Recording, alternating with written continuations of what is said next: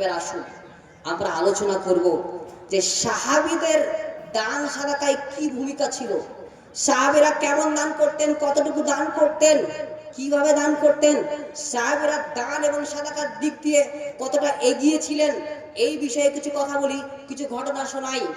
মিশকাতুল মাসাবি হাদিস নম্বর 6030, আবু দাউদ হাদিস নম্বর 1678, আল্লাহ রাসূল সাল্লাল্লাহু আলাইহি সাল্লাম বলেছেন, ওমর ইবনুল খাত্তাব রাদিয়াল্লাহু আনহু তিনি বলছেন যে একদা আল্লাহ রাসূল সাল্লাল্লাহু আলাইহি সাল্লাম দান করার জন্য আদেশ করলেন যে তোমরা দান করো, অর্থের প্রয়োজন রয়েছে।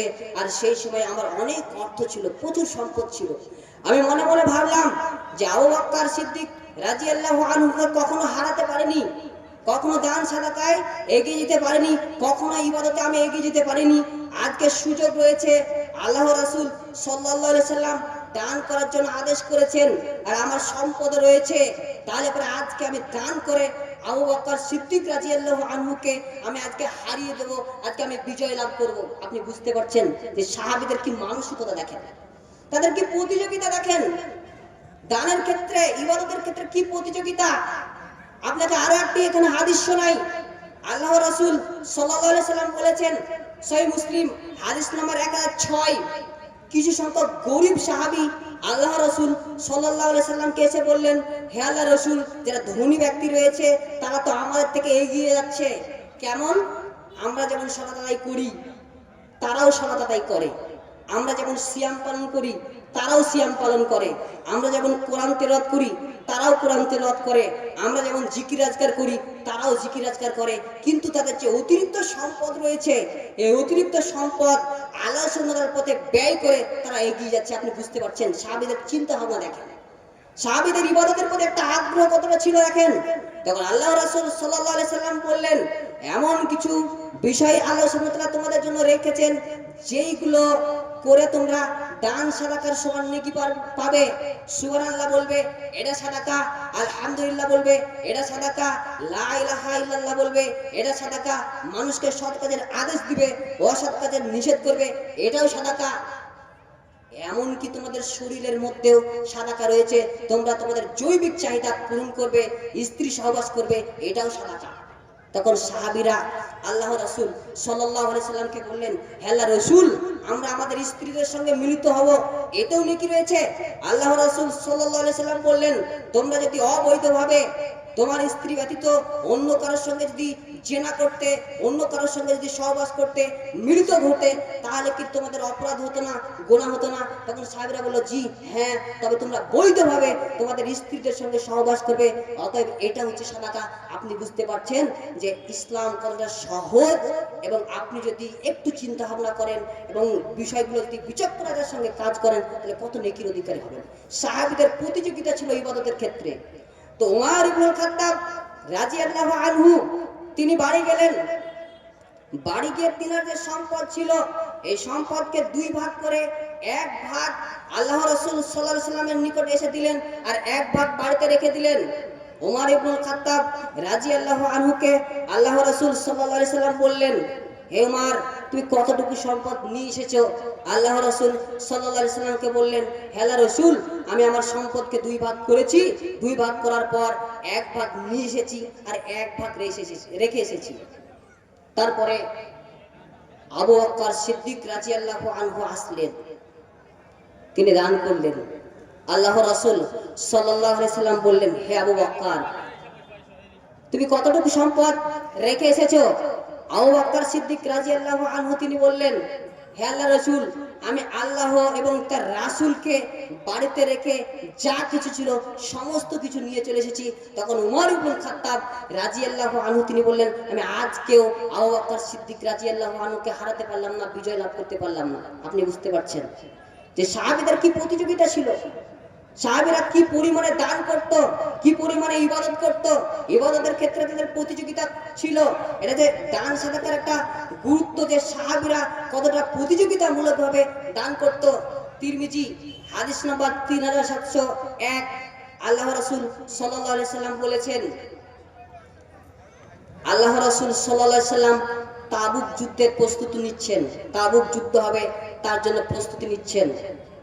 ওমর উসমান গনি রাদিয়াল্লাহু আনহু তিনি তার জামার ভিতরে 1000 দিনার স্বর্ণ মুদ্রা নিয়ে আসলেন। আসার পর আল্লাহ রাসূল সাল্লাল্লাহু আলাইহি সাল্লামের কোলে ঢেলে দিলেন।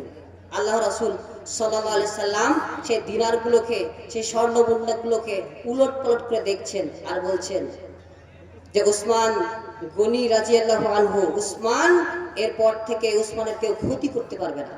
এরপর থেকে ইসলাম উসমানের কেউ ক্ষতি করতে পারবে না। উসমান যে আমলই করুক না কেন। আপনি দেখছেন যে আল্লাহ রাসূল সাল্লাল্লাহু আলাইহি সাল্লাম সাহাবীদেরকে দান করার আদেশ করেছেন। সাহাবীরা বুঝে নিয়েছে যে অর্থের প্রয়োজন রয়েছে, তারা অর্থ কিভাবে নিয়ে চলে এসেছে। আবু তালহা রাদিয়াল্লাহু আনহু ইনি ছিলেন একজন ধনী সাহাবী।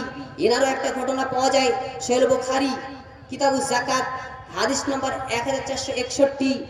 আল্লাহ রাসূল সাল্লাল্লাহু আলাইহি সাল্লাম বলেছেন যে আবু তালহা রাদিয়াল্লাহু আনহু তিনি আনসারী সাহাবীদের মধ্যে সর্বাধিক খেজুর বাগানের মালিক ছিলেন। তিনি সবথেকে সম্পদশালী আনসারী ব্যক্তিদের মধ্যে সর্বাধিক খেজুর বাগানের তিনি সম্পদশালী একজন ব্যক্তি ছিলেন।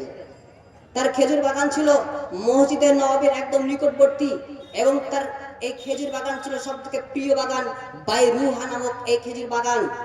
আল্লাহ রাসূল সাল্লাল্লাহু আলাইহি সাল্লাম প্রায় এই বাগানের মধ্যে আসতেন আর সেই বাগানে প্রবেশ করে তিনি পানি পান করতেন। আল্লাহ সুবহানাহু ওয়া তাআলা একটি আয়াত নাযিল করলেন, সূরা আল ইমরান সূরা নম্বর 3 আয়াত নম্বর 92, তোমরা তোমাদের প্রিয় বস্তু আল্লাহ সুবহানাহু ওয়া তাআলার পথে ব্যয় না করা পর্যন্ত তোমরা পুণ্য অর্জন করতে পারবে না।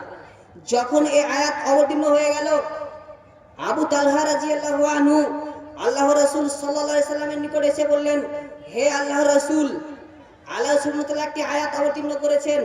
তিনি আয়াতটা পড়ে শোনালেন এবং আল্লাহ রাসূল সাল্লাল্লাহু আলাইহি সাল্লামকে বললেন যে হে আল্লাহ রাসূল, আমার যে প্রিয় বাগান বাইরুহা নামক এই বাগান, এই বাইরুহা নামক বাগানটি আমি আপনারকে দান করে দিলাম, আল্লাহ সুবহানাহু ওয়া তাআলার পথে দান করে দিলাম। ওমর ইবনুল খাত্তাব আবু তালহা রাদিয়াল্লাহু আনহু এই কথা যখন বললেন এবং তিনি বললেন যে এটার বিনিময়ে আমি কল্যাণ চাই, নেকি চাই, এটার বিনিময়ে নিশ্চয় আখিরাতে আমার সঞ্চয় হয়ে থাকবে। আল্লাহ রাসূল সাল্লাল্লাহু আলাইহি সাল্লাম বলেন, শাবাশ, যে তুমি দান করেছো, এটা তুমি ঘোষণা করেছো, এটা আমরা শ্রবণ করেছি। আল্লাহ রাসূল সাল্লাল্লাহু আলাইহি সাল্লাম বললেন যে তোমার যে এই বাগান, এই বাগানটা তুমি তোমার নিকট আত্মীয়দের মধ্যে বন্টন করে দাও, বিতরণ করে দাও। তখন আবু তালহা রাদিয়াল্লাহু আনহু তার যে নিকট আত্মীয় রয়েছে, চাচাতো ভাই, এদের মাঝে বন্টন করে দিলেন। দেখেন সাহাবীদের প্রতিযোগিতা, দেখেন যে আল্লাহ সুবহানাহু ওয়া তাআলা পবিত্র কোরআনের আয়াত নাযিল করে দিয়েছে যে তোমরা তোমাদের প্রিয় বস্তু আল্লাহ সুবহানাহু ওয়া তাআলার পথে ব্যয় না করা পর্যন্ত পুণ্য অর্জন করতে পারবে না। যখন এই আয়াত নাযিল করে দিয়েছে, সাহাবীরা প্রতিযোগিতা শুরু করে দিয়েছে। আবু তালহা রাদিয়াল্লাহু আনহু প্রিয় বাগান বাইরুহা নামক বাগানটি আল্লাহ সুবহানাহু ওয়া তাআলার পথে দান ব্যয় করে দিয়েছেন। আপনি বুঝতে পারছেন যে সাহাবীরা কিভাবে প্রতিযোগিতামূলক দান করত। অতএব আপনাকে আল্লাহ সুবহানাহু ওয়া তাআলা প্রচুর সম্পদ দিয়েছেন, আপনি অর্থের মালিক, আপনাকে সম্পদ দিয়েছেন, এই সম্পদ থেকে আপনাকে দান করতে হবে, অবশ্যই দান করতে হবে। আপনাকে দান করতে হবে এবং আপনার সেটা সামর্থ্য অনুযায়ী দান করতে হবে। আপনাকে আল্লাহ সুবহানাহু ওয়া তাআলা যেমন সামর্থ্য দিয়েছেন